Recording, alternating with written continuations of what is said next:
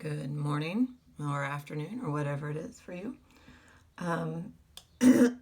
So most of you know that the videos would not cooperate. So I'm making new videos and my voice sounds awful. Don't know why, but we'll work on it. So they might be really choppy because I'm going to try and keep them down to 5 minutes a piece. See if that helps. Okay, so we're doing 10-5. And 10-5 is about parabolas. Now, you all know that we've done parabolas in the past, but the way that we've done them in the past is as quadratic, right?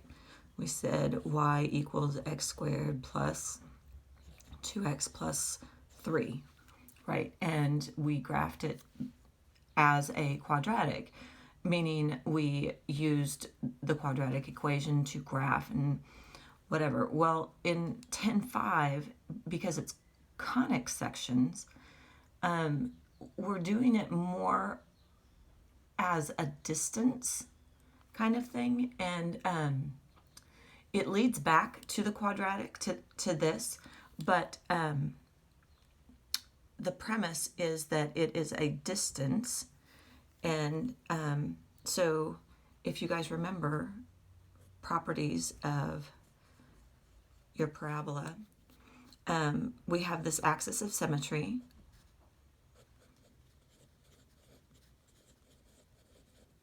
and we have a vertex, right? It's right about here, okay? And it mirrors itself, right, on both sides of the axis of symmetry, okay? And that's a parabola. Well, if you remember from like the ellipse and the circle, well, not really the circle, but the ellipse and the hyperbola, we had a foci, or a focus, right? We had foci, focus. I forgot, this is the vertex. And so with the parabola, we're doing the same thing. We have a focus, and that focus is part of how we are getting our parabola, okay? And so the kind of the definition of the parabola here is that it, from the focus to any point, and we're just picking this point, we'll call this P1, it's our first point. This distance from here to here, and then an equidistance to this line that is perpendicular to the axis of symmetry, this, which is called the directrix. All these new words, I'm sorry. So we're saying that, or actually we got the equation of the parabola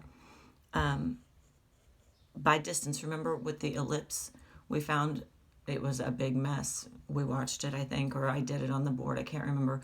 And most of you just kind of, your heads were spinning.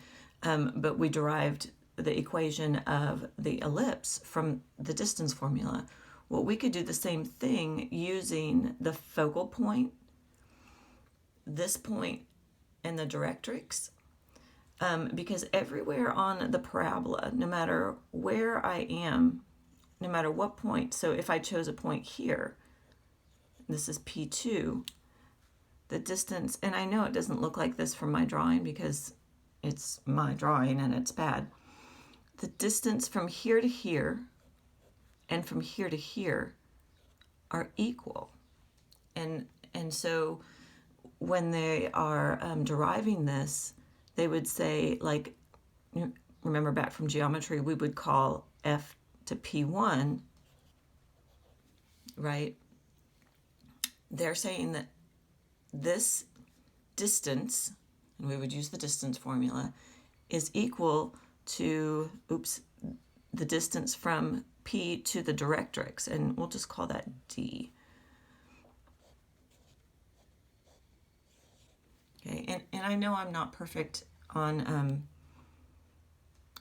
my notation, but my point is that you just understand that how this is working. And the reason that you need to understand why this is working is because we're doing things a little bit different, because we're going to have the directrix, we're going to have a focus, we're still going to have the vertex, we're still going to have the axis of symmetry, but we're going to have to find the focus and the directrix. And there is a special relationship between the focus, the vertex, and the directrix. And that relationship is a distance called p, little p, okay? And I know my drawing is terrible, but the distance from the focus,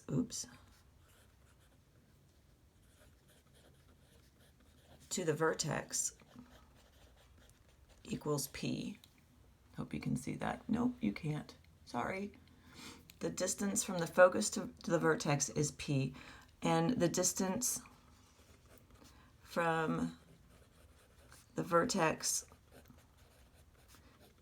to the directrix